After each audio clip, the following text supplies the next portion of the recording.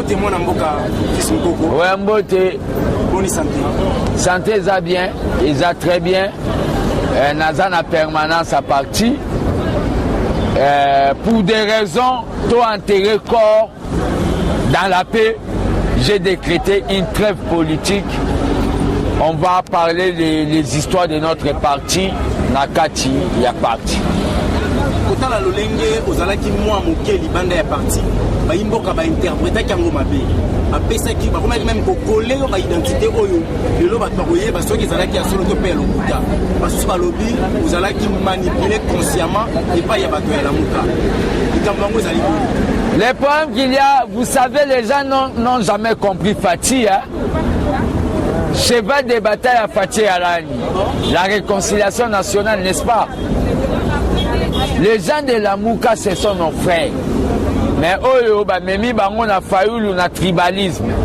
Moulou bakomi ndoki kole kana o babengi Rwandais. J'ai tout simplement tenu les propos du président. Et Babylon nyonso batu bazoloba. Au moninga nde nazabu na zwata $1 à Fati. Naboya. Na idée naza l'indépendant Fati azala ndenga zo sala wana. Problématique otozana on a parti eza o babengi ya ba gestion des ambitions. Les gens qui nous ont soutenus, bazo se retrouver, on a vu les opportunistes tout autour du président. Moi, je ne peux pas accepter ça. Le déboulonnage, contrat au Salina FCC, nous ne gagnons rien, FCC a gagné Bissot. Moi, je ne peux pas. C'est pour cela que je suis en train de réveiller la plus grande institution de la République qui est la rue. Nous avons annoncé la marche pour la bonne gouvernance dans quelques jours. Pour ça qui m'ont la marche, pour ça qui empêché marche aux aînés, pour ça la baloba qui marche wana, ça côté le méla, de Konayo Manamboka Jamar Kabou, empêché qui y aura le vice-premier ministre, premier vice-président de l'Assemblée nationale. Marche à Tourou, les vice-premiers vice-présidents de l'Assemblée, on a un problème. Kaboun m'aime beaucoup, mais quand je vois un peu, il y a des dérapages. Na monnaie na ba loisir au mata cheval na chikae. Qui aime bien châtie bien. J'ai parlé à Kabounda qui est un cheval et Kaboun sait que ce que moi je lui ai dit, c'est la vérité. Na minute to sala pesmato bo mamakamwana. Germaine Chabani, Batunion Sorbozonga, Toya Tolobela Maramba parti à l'interne. Il y aura plus de shows de presse d'attaque. J'annonce, je vais aller voir Kaboun dans l'Assemblée nationale. Vous serez là pour PC Mokakozwa. Après, nous devons voir les choses selon les peuples d'abord, pas selon les élites.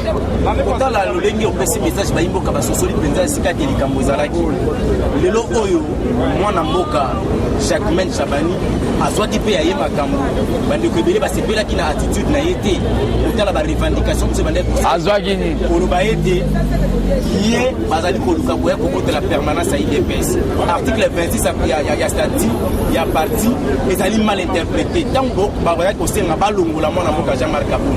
C'est que ba ko longola directement. Le problème qu'il y a c'est quoi? Vous devez savoir quelque chose. Même si je suis à la permanence, je dois dire la vérité. Tokenda na Tibala na parquet à Matiti. Tibala normal c'est que président délégué. C'est idem avec le président intérim. Fati n'a pas fait une faute. Fati avait donné le président intérim. C'était tout simplement au Babenga jurisprudence parce qu'il y avait vide Moro Bonaparte. Au moment où il y a la convention démocratique, les choses doivent devenir normales. On ne doit pas jouer dans un parti école de la démocratie, jouer avec tous les 11 maillots dans un terrain de football. Kaboun est vice-président. Fati, Aza président de la mission d'IDPS. Allons-moi déjà. Provisoirement. Le problème, allons-moi déjà, il est empêché. c'est que tu vends sa structure wana. Quand moi j'ai commencé le parti, secrétaire national à la JDPS, pas la Ligue des Jeunes. Quand moi j'ai commencé le parti, Chabani était ce qu'on appelle le président de Debout Campus. Chabani ne peut pas me manipuler. Le problème est ça, tout ça la trêve politique pour que tout soit dans la normalisation Makambu. Les ennemis, bolongola maramba la mukawana, ngana ko kende la mukate, mwana machombe baboti lelo. Katumbi azongi mboka te. Nana desi. Kabila benga ejidat.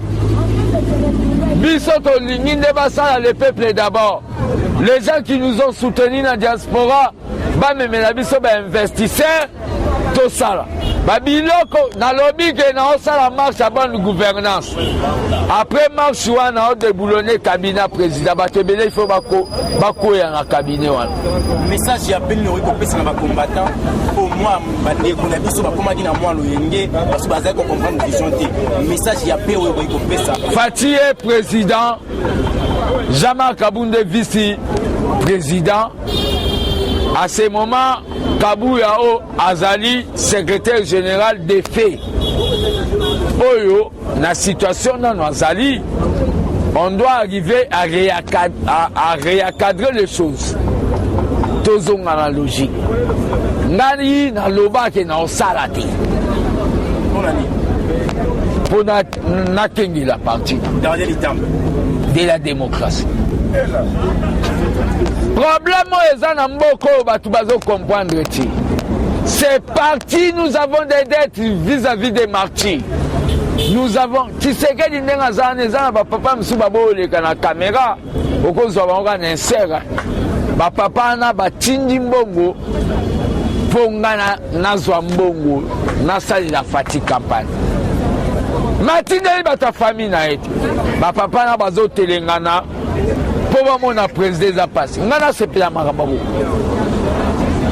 ngana solo ba biloko omoni lobi na okota permanence na makasi nde tiseke da sala pe na koti na sales tout ce qui se passe ba obazoka ngape ba betinga na limbisi ba yoka son ba tutu ba finga ngai na limbisi bango tous à la même morale pour ennemi à profiter.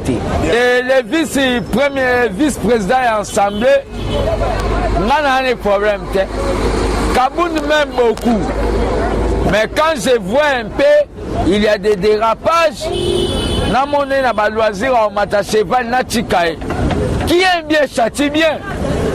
J'ai parlé à Kabounda qui est en cheval. Et Kaboun sait que ce que moi je lui ai dit, c'est la vérité. Na minute to sala pesmato bo mamakamwana, Germaine Chabani, Batunio Sorbozonga, Toya Tolobela Maramba parti à l'interne. Il y aura plus de shows de presse d'attaque. J'annonce, je vais aller voir Kaboun dans l'Assemblée nationale. Vous serez là pour na PC Mokakozwa.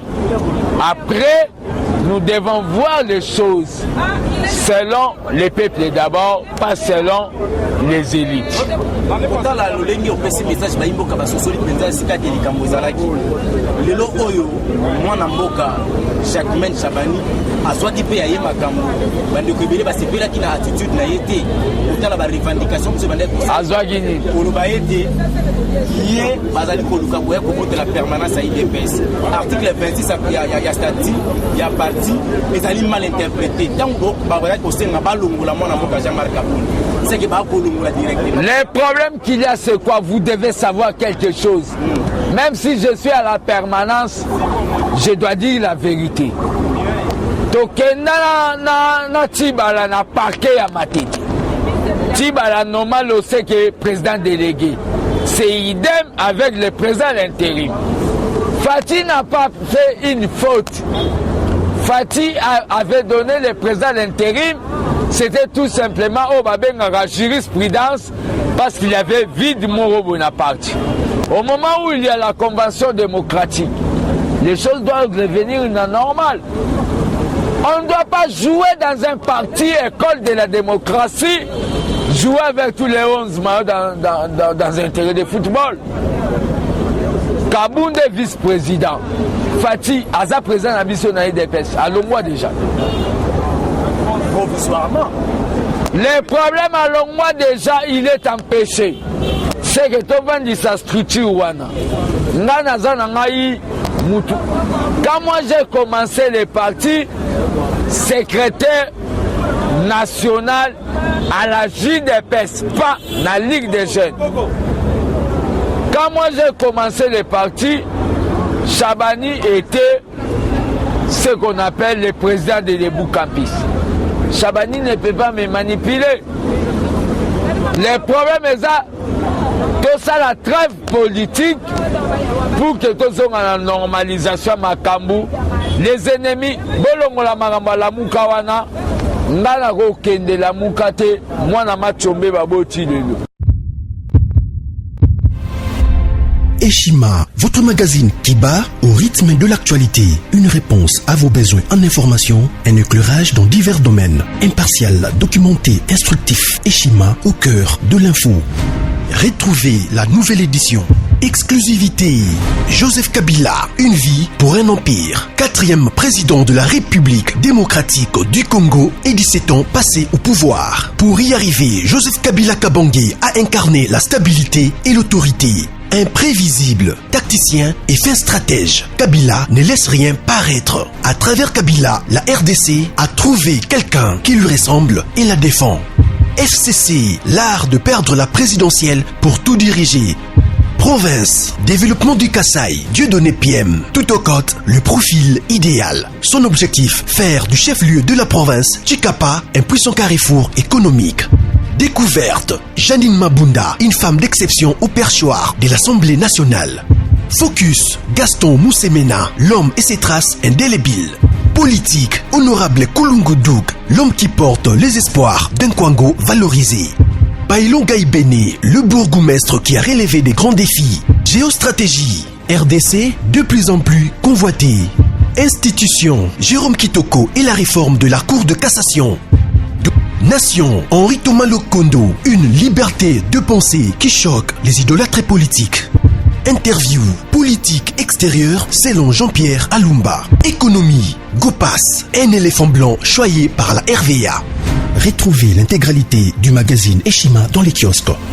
Eshima Magazine, un nouveau standard d'information.